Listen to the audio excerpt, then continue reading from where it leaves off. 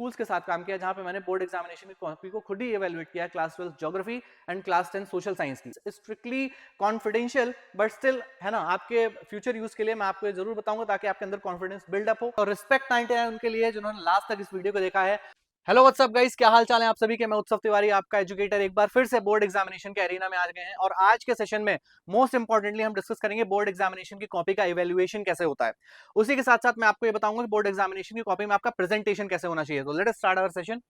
सबसे पहले let us discuss कि बोर्ड एग्जामिनेशन कॉपी का जो शेड्यूल है, जो इकोसिस्टम है, वो कैसे बिल्डअप किया जाता है। तो आप देख पा रहे हो, जब आपका एग्जाम होता है उसके बाद कॉपी जाती है आपकी रीजनल वर्क ऑफिस में, ठीक है। तो ये जो रीजनल ऑफिस का नेटवर्क है ये कॉपीज को कलेक्ट करता है और उसके बाद डिफरेंट इवेल्युएशन सेंटर्स में भेजता है। तो आप देख पा रहे हो, सबसे पहले यहाँ पे लिखा हुआ है कॉपी का अलॉटमेंट, ठीक है। तो जो कॉपीज है उनका अलॉटमेंट होता है to the different evaluation centres में। तो दूसरा इवेल्युएशन सेंटर में कॉपी पहुंचती है। अब इवेल्युएशन सेंटर का क्या मतलब है? इसका मतलब सिंपल सा ये है कि डिफरेंट इवेल्युएशन सेंटर्स वहां पे बने हुए होते हैं आपकी सिटी में, आपके स्कूल्स में, ठीक है। तो वहां पे आपकी कॉपी जाएगी। फॉर एग्जांपल मैं भोपाल से एग्जामिनेशन दे रहा हूं तो हो सकता है मेरे उज्जैन कॉपी चली जाए, ठीक है, या उज्जैन वालों की कॉपी कहां पे आ जाए, भोपाल में आ जाए। तो इस तरीके से कॉपी का अलॉटमेंट होता है from the regional office to the different evaluation centres में। उसके बाद होती है प्राइमरी चेकिंग। हमारी किस तरीके से चेक होता है इसके बारे में हम डिटेल में डिस्कस करेंगे। और रीचेकिंग के बाद फिर वापस से क्वालिटी वेरिफिकेशन किया जाता है। चलिए देखते हैं कैसे होता है यहाँ पे प्राइमरी चेकिंग। यहाँ पे आप देख पा रहे हो, ठीक है, प्राइमरी इवेल्युएशन प्रोसेस को हम डिस्कस करते हैं।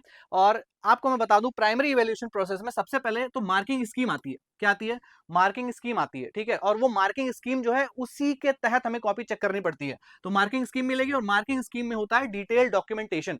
क्या होता है भाई साहब? डिटेल डॉक्यूमेंटेशन होता है और डिटेल डॉक्यूमेंटेशन के थ्रू ही हमें सारी चीजों को कवर करना होता है। Got it. चलिए मैं मार्किंग स्कीम भी आपको दिखा दूंगा। ये देखिए, यहाँ पे मार्किंग स्कीम आपको देखने को मिल रही होगी, ठीक है। इस तरीके की पूरी मार्किंग स्कीम होती है। यहाँ पे लिखा हुआ है, अगर आपको देखने को मिल रहा होगा, ठीक है, स्ट्रिक्टली कॉन्फिडेंशियल लिखा हुआ है यहाँ पे, है ना। सब्जेक्ट 08 सोशल साइंस की ये होती है, ठीक है। इस तरीके से आपको मार्किंग स्कीम मिलेगी जिसमें डूज एंड डोंट्स लिखे होते हैं। क्या लिखे होते हैं भाई? डूज एंड डोंट्स लिखे होते हैं कि क्या टीचर को करना है, क्या टीचर को नहीं करना है। अब देखो, एक दिन में किसी भी टीचर को 20 कॉपीज या फिर 25 कॉपीज ही क्या करनी पड़ती है भाई? आंसर को चेक करना पड़ता है। 20 से 25 कॉपीज को ही चेक करना पड़ता है। Got it. और इस तरीके कई सारे डूज एंड डोंट्स लिखे हुए हैं जो मैं आपको आगे बता दूंगा। ऑल दो it is strictly confidential but still, है ना, आपके फ्यूचर यूज के लिए मैं आपको जरूर बताऊंगा ताकि आपके अंदर कॉन्फिडेंस बिल्डअप हो, ठीक है। आगे आते हैं। यहाँ पे लिखा हुआ है कि इसके बाद क्या होता है, प्राइमरी चेकिंग होती है। प्राइमरी चेकिंग में कॉपीज मिलती है। इवैल्यूएटर एक दिन में 20 या 25 को कॉपी चेक करते हैं, ठीक है। और 20-25 कॉपी चेक करने के बाद दूसरे दिन ही उसको आगे की कॉपी मिलेंगी। Got it. अभी जब कॉपी चेक हो जाती है तो वहीं पे अगर सोशल साइंस कॉपी हम बात करें, किसकी बात करें?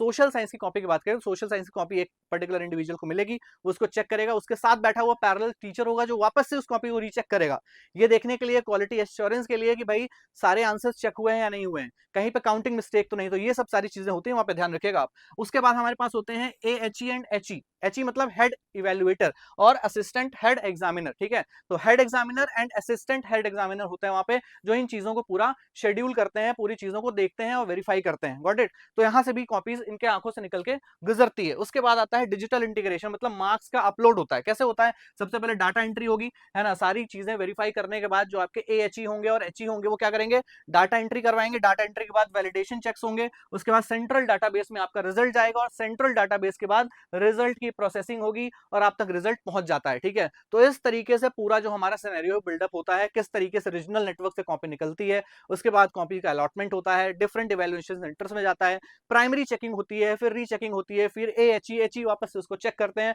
और इस तरीके से ये पूरी process after digital integration complete होती है। Got it. चलिए हम आगे आते हैं। जो प्रेजेंटेशन है उस पर हमें फोकस रखना है, अपना प्राइम फोकस। किस तरीके से जो स्टूडेंट्स हैं उनकी प्रेजेंटेशन स्ट्रेटजी होनी चाहिए ताकि वो मैक्सिमम इंपैक्ट क्रिएट कर पाए। Got it. तो सबसे पहला पॉइंट हमारा क्लियर आंसर राइटिंग, ठीक है, या क्लियर राइटिंग बहुत इंपॉर्टेंट जो है इसका स्टेप होता है राइटिंग का। Got it. अब राइटिंग में होता क्या है? राइटिंग में बस ये है कि आपकी राइटिंग क्लियर होनी चाहिए। अगर आपकी राइटिंग क्लियर नहीं है then it will be problematic for you. अगर आपकी राइटिंग अच्छी है तो प्रेजेंटेशन तो डेफिनेटली, अगर आप, जैसे हम बोलते भी हैं, first impression is the last impression, तो पहला इंप्रेशन जो एग्जामिनर के दिमाग में आता है वो आपकी हैंड राइटिंग से आता है। Got it. अब बहुत से बच्चे बोलेंगे कि भाई हमारा तो हैंड राइटिंग बहुत अच्छा नहीं है, हम क्या करें? तो अगर आपकी हैंड राइटिंग अच्छी नहीं है तो एटलीस्ट आप स्पेसिंग करो उसमें, ठीक है। इतना गैप बना के लिखो कि वो चीजें साफ सुथरी दिखनी चाहिए, then definitely you can fetch some good marks. तो पहला है कि हमारी जो राइटिंग है, ठीक है, आंसर की जो राइटिंग है वो बहुत ज्यादा क्लियर होनी चाहिए। अगर राइटिंग बहुत अच्छी आपकी नहीं है तो भी आप स्पेस बना करके उसको नीट एंड क्लीन दिखा सकते हो। Got it. तो पहला ये है। दूसरी जो टिप है आपकी वो ये रहेगी कि फॉलो क्रोनोलॉजी। क्रोनोलॉजी को हमें फॉलो करना है भाई। किसको फॉलो करना है? क्रोनोलॉजी। अभी क्रोनोलॉजी क्या है?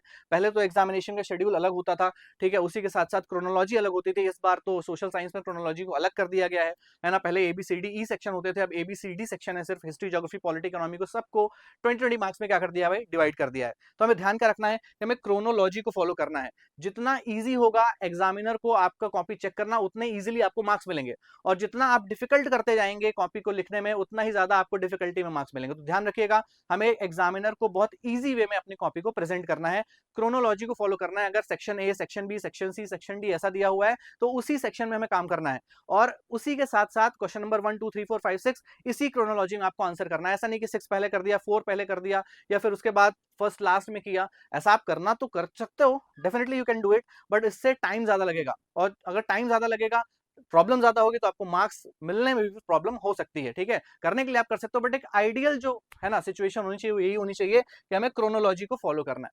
क्या फॉलो करना है भाई? क्रोनोलॉजी को फॉलो करना है। तो क्रोनोलॉजी को आप जरूर फॉलो करें। ठीक है, उसके बाद थर्ड जो इंपॉर्टेंट टिप है आपके लिए प्रेजेंटेशन की, वो है पॉइंट्स ओवर पैराग्राफ। क्या है? Points over paragraph. आपको पॉइंट्स में चीजों को लिखना है भाई साहब। किसमें लिखना है भाई? पॉइंट्स में आपको चीजें लिखनी है, ना कि आपको पैराग्राफ में। अब जब आपने पूरा का पूरा पैराग्राफ लिख दिया है, तो एग्जामिनर उसको पूरा पढ़ेगा नहीं, और आपकी है ना एवरेज मार्किंग हो जाएगी और आगे बढ़ जाएगा। इसीलिए आपको पॉइंट्स में आंसर लिखना है। जो मार्किंग स्कीम आती है उसमें सब लिखा होता है, किस तरीके से आंसर लिखना है, उसमें पॉइंट्स में ही आंसर रहते हैं। मैं आपको दिखा देता हूं कैसे। आप देखोगे यहाँ पे, ठीक है, यहाँ पे एक क्वेश्चन दिया हुआ है लिबरलिज्म के ऊपर, और यहाँ पे आप देखोगे सारे पॉइंट्स लिखे हैं, पॉइंट 1 2 3 4 5 6, है ना। इस तरीके से आपको मल्टीपल पॉइंट्स दिख रहे हैं। इन मल्टीपल पॉइंट्स के थ्रू ही क्या किया गया भाई? आंसर किया गया है मार्किंग स्कीम में। और यहाँ पे लिखा हुआ है 5 × 1 = 5, मतलब 5 मार्क्स हैं किस चीज के? 5 पॉइंट्स के, और हर पॉइंट का 1 मार्क है, मतलब स्टेप मार्किंग भी हो रही है, ध्यान रखिएगा इस चीज को। ठीक है, और यहाँ पे लिखा हुआ है any 5 points to be analyse, है ना। बच्चा कोई भी पॉइंट लिख रहा है तो उसमें से कोई भी 5 पॉइंट्स को आपको एनालाइज करके मार्क्स दे देने हैं। ठीक है, तो पॉइंट वाइज लिखना है हमें, ना कि हमें पैराग्राफ में लिखना है। इस चीज को आप ध्यान रखिएगा। आगे आते हैं हम। लिखा हुआ है number clarity, question number clarity. अब ये क्वेश्चन नंबर क्लैरिटी का क्या मतलब है? जब आप क्वेश्चन की मार्किंग कर रहे हो या आंसर की मार्किंग कर रहे हो, तो वो मार्किंग परफेक्ट होनी चाहिए, क्योंकि मार्किंग स्कीम में इवेल्युएटर्स को ये स्ट्रिक्ट कंप्लायंस करना पड़ता है कि अगर किसी भी बच्चे ने है ना आंसर नंबर नहीं डाला है या क्वेश्चन नंबर नहीं डाला है, सिर्फ आंसर लिख दिया है, तो एग्जामिनर के पास ये पूरा प्रीरोगेटिव होता है कि उस आंसर को चेक ना करें। ये मार्किंग स्कीम में होता है। और ये मैं आपको क्यों बता पा रहा हूँ? क्योंकि प्रीवियसली मैंने कुछ स्कूल्स के साथ काम किया, जहां पे मैंने बोर्ड एग्जामिनेशन की कॉपी को खुद ही इवेल्युएट किया है, class 12 geography and class 10 social science की। समझ में आ गई बात? इसलिए क्वेश्चन नंबर की क्लैरिटी होना बहुत इंपॉर्टेंट है। अगर कोई भी क्वेश्चन दिया हुआ है तो उसका आप क्वेश्चन नंबर या आंसर नंबर जरूर उस पर पुटअप करें। और ये सबसे ज्यादा गलती होती है किसके साथ?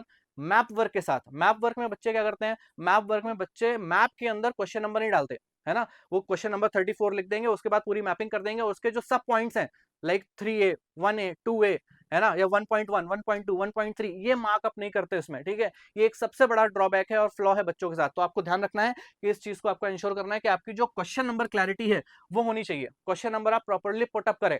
Got it? चलिए नेक्स्ट आते हैं हम।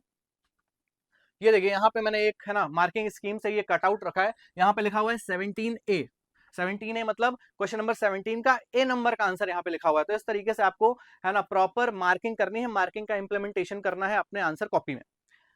नेक्स्ट आते हैं हम। नेक्स्ट हमारे पास लिखा हुआ है कीवर्ड्स को हाईलाइट करना है भाई। क्या करना है? कीवर्ड्स को आपको हाईलाइट करना है। Now what are the keywords? मैं आपको बता देता हूं कैसे कीवर्ड्स को हाईलाइट किया जाता है। अगर हम पीछे आए, जैसे यहाँ पे ये क्वेश्चन लिखा हुआ है, अब मुझे कोई कीवर्ड हाईलाइट करना है लेट्स से। ठीक है, तो कीवर्ड में कैसे हाईलाइट करूंगा? जो इंपॉर्टेंट कीवर्ड है, ऐसा नहीं कि पूरा आप आंसर ही हाईलाइट कर चुके हैं, ऐसा नहीं होता है। ठीक है, मैं आपको बता देता हूँ, जैसे कि एक आंसर लिखा हुआ इसमें इंपॉर्टेंट टॉपिक सिर्फ या इंपॉर्टेंट पॉइंट्स। ठीक है, लाइक इक्वालिटी बिफोर लॉ लिखा हुआ है, इक्वालिटी बिफोर लॉ, इसको मैंने अंडरलाइन कर दिया। उसके बाद लिखा है गवर्नमेंट बाय कंसेंट, ये इंपॉर्टेंट है, इसको मैंने अंडरलाइन कर दिया। उसके बाद यहाँ पे लिखा हुआ है लिबरलिज्म के पॉइंट में ही आपको नीचे देखने को मिलेगा प्रमोट इकोनॉमिक ग्रोथ। ठीक है, तो इस तरीके से कुछ 2-3 पॉइंट्स, 2-3 एंगल्स को आपको क्या करना है भाई? अंडरलाइन कर देना, ताकि एग्जामिनर डायरेक्टली आपके पॉइंट्स को है ना क्या कर पाए? आइडेंटिफाई कर पाए और मार्क्स देके आगे बढ़ जाए। मैंने बोला ना, जितना ईजी होगा एग्जामिनर को कॉपी चेक करना, उतने ईजिली हमें मार्क्स मिल जाते हैं। Got it? चलिए आगे आते हैं। ये भी हमने डिस्कस कर लिया था, ये भी हमने डिस्कस कर लिया है हाईलाइट वाला। लास्ट में है ना बहुत से बच्चों को होता है कि भाई हम 5 मार्कर्स को कैसे अप्रोच करें, कैसे हम 5 मार्क के आंसर को लिखें, क्योंकि वही सबसे ज्यादा मार्क्स हमें देखे जा रहा है। तो इसके लिए मैं आपको बता देना चाहता हूं, यहाँ पे लिखा हुआ है देखिए इंट्रोडक्शन, फिर लिखा है बॉडी और फिर लिखा है कंक्लूजन। ठीक है, तो ये 3 पैरामीटर्स होते हैं जिसके थ्रू हमें आंसर लिखना है। है ना, इंट्रोडक्शन लिखना है पहले आपको, फिर बॉडी में काम करना है, उसके बाद कंक्लूजन में काम करना है। तो कोई भी 5 मार्कर है, अगर आपको अप्रोच करना है, सबसे पहले आप इंट्रो लिखोगे, इंट्रो के बाद बॉडी लिखोगे, बॉडी में 4-5 पॉइंट्स होने चाहिए, और लास्ट में आप क्या लिख दोगे भाई, कंक्लूजन लिख दोगे। तो इंट्रो, बॉडी, कंक्लूजन, ये एक रियल मीनिंग है, ये एक रियल तरीका है, जिसकी वजह से एक आइडियल तरीका है, जिसके थ्रू आप इन चीजों को लिख सकते हो, समझ सकते हो, ठीक है। So this is the ideal way and most appropriate way to write, to approach the 5 markers in your social science examination. Got it. अब ये होता कैसे है सर, क्या है एक आइडियल आंसर, क्या आप मुझे बता सकते हैं? बिल्कुल मैं आपको बता सकता हूं, आपके लिए मैंने एक लाया है फ्रॉम द टॉपर्स आंसर की, है ना, ये टॉपर आंसर की है, इससे आप देख सकते हो, यहाँ पे मैं आपको बता देता हूँ हाईलाइट करके, है ना। सबसे पहले यहाँ पे बच्चे ने क्या लिखा है भाई, इंट्रो लिखा है, क्या लिखा है, इंट्रो लिखा है, आप देख पा रहे होगे, ठीक है। इंट्रो के बाद इसने कुछ पॉइंट्स लिखे हैं यहाँ पे, जैसे ये आपका फर्स्ट पॉइंट हो गया, ठीक है, इसके बाद ये आपका सेकंड पॉइंट हो गया, फिर ये हो गया थर्ड पॉइंट, फिर ये हो गया फोर्थ पॉइंट, फिर ये हो गया फिफ्थ पॉइंट, और लास्ट में फिर बच्चे ने क्या लिख दिया भाई, कंक्लूजन लिख दिया है। क्या लिख दिया है भाई, कंक्लूजन लिख दिया है। समझ में आ गई बात? तो इस तरीके से ये एक आइडियल आंसर है। यहाँ पे मैन्युफैक्चरिंग इंडस्ट्री के ऊपर क्वेश्चन पूछा हुआ है, आई होप मैन्युफैक्चरिंग इंडस्ट्री के इंपॉर्टेंस के ऊपर, तो सबसे पहले इसने इंट्रो लिखा है, मैन्युफैक्चरिंग इंडस्ट्री का क्या इंपॉर्टेंस है ना, मैन्युफैक्चरिंग इंडस्ट्री होती क्या है, लिखा है इकोनॉमिक बैकबोन और इंडस्ट्रियल का डेवलपमेंट है। उसके बाद 5 पॉइंट्स लिखे हैं, और 5 पॉइंट्स के बाद लास्ट में क्या कर दिया भाई, कंक्लूजन लिख दिया। So this is the most ideal way how you have to write the answer. So I hope ये वीडियो आपको समझ में आया होगा, आपके लिए काफी ज्यादा इन्फॉर्मेटिव रहा होगा। ओके, चलिए, ओके, सो लास्ट में हम आ चुके हैं। सो आज का हमारा मिशन कंप्लीट होता है, ठीक है। और रिस्पेक्ट 99 उनके लिए जिन्होंने लास्ट तक इस वीडियो को देखा है और हमारे साथ जुड़े रहिए ऐसे ही, है ना, इंपॉर्टेंट और इन्फॉर्मेटिव लेक्चर्स के लिए। Till then take care, thank you.